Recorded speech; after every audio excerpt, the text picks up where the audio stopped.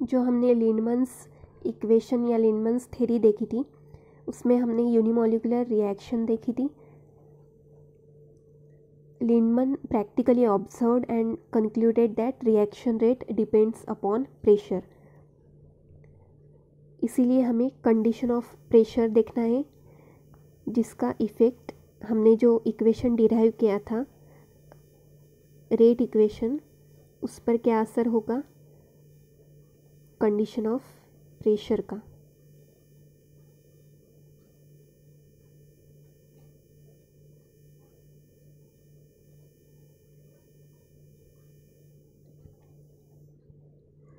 सबसे पहले हम हाई प्रेशर का देखेंगे, उसके बाद में लो प्रेशर का इफ़ेक्ट देखेंगे हमारे रेट इक्वेशन के ऊपर।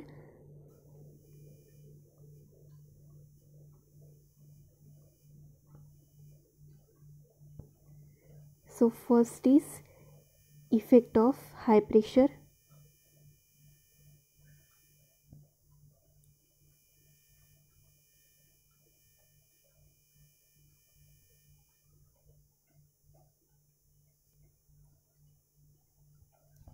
Effect of high pressure. Now at high pressure, K3 of denominator of equation number 9 is very smaller as compared to K2A।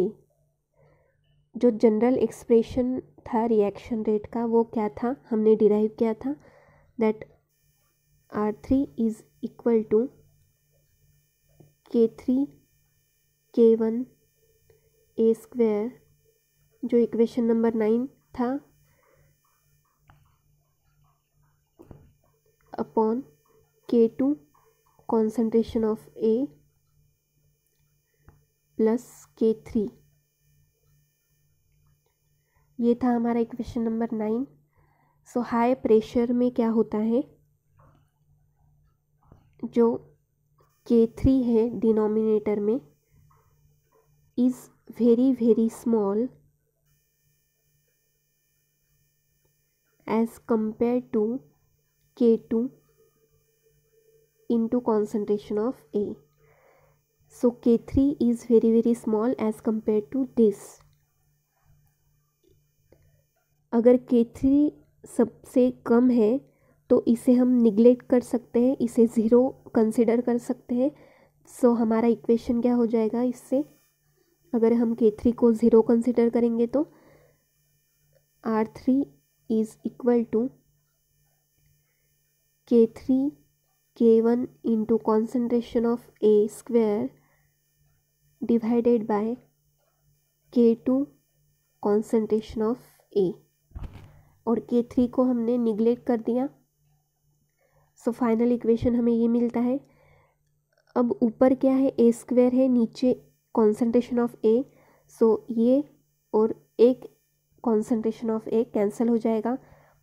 So final हमें क्या मिलता है, R3 is equal to K3 concentration of A divided by K2, क्योंकि concentration of A जो ऊपर square था वो और नीचे का कॉन्सेंट्रेशन ऑफ A कैंसिल हो गया। सॉरी, यहाँ पर K3 K1 भी है, यहाँ पर क्या आएगा K3 K1। सो फाइनल हमें ये इक्वेशन मिलता है एट हाई प्रेशर। अब अगर हम सिर्फ रेट कांस्टेंट को कंसीडर करते हैं that K3 K1 upon K2, ये सब क्या है रेट कांस्टेंट से, इसे हम is equal to K consider करेंगे which is also constant. So ये इक्वेशन क्या हो जाएगा, R3 is equal to K into concentration of A।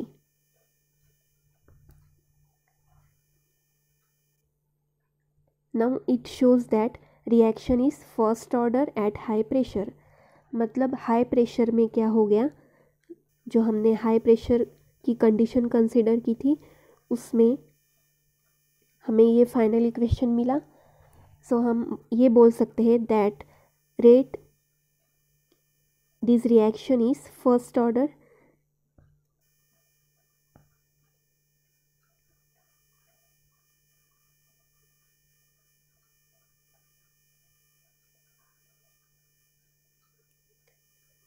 Eight high pressure. मतलब हाई प्रेशर के ऊपर ये रिएक्शन फर्स्ट ऑर्डर हो जाती है। अब हम ऑर्डर ऑफ रिएक्शन कहाँ पे देखते हैं, रेट इक्वेशन में। ये जो रेट इक्वेशन है इसमें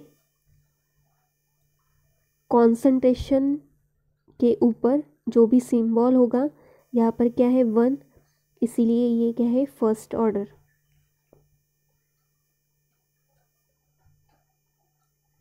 next condition is effect of low pressure on rate equation. So rate equation सबसे पहले हम लिख लेंगे R3 is equal to K3 K1 A square divided by K2 concentration of A plus K3. Now at low pressure पर क्या होता है,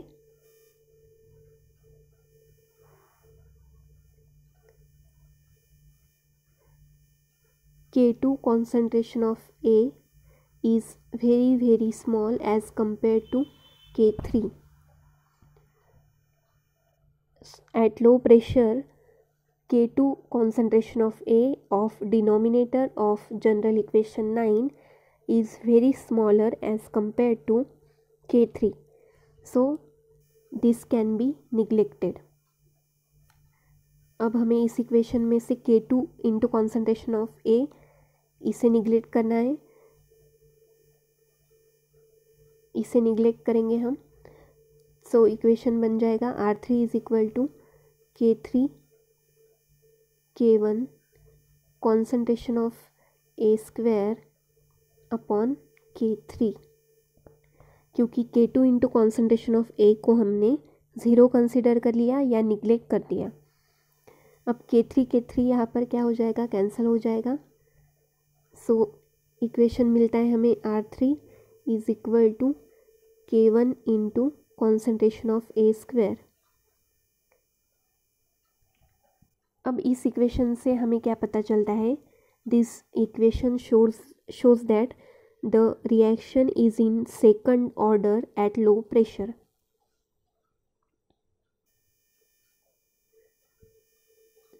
ये रिएक्शन सेकंड ऑर्डर की बन जाती है at low pressure. Reaction is of second order.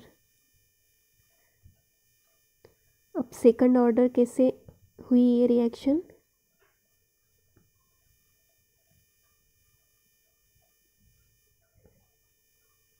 Second order कैसे बोलेंगे हम, क्योंकि जो रेट इक्वेशन है रिएक्शन का उसमें कॉन्सेंट्रेशन ऑफ रिएक्टेंट के ऊपर कौन सा सिंबल है, यहाँ पर 2 है, इसलिए this is the second order reaction.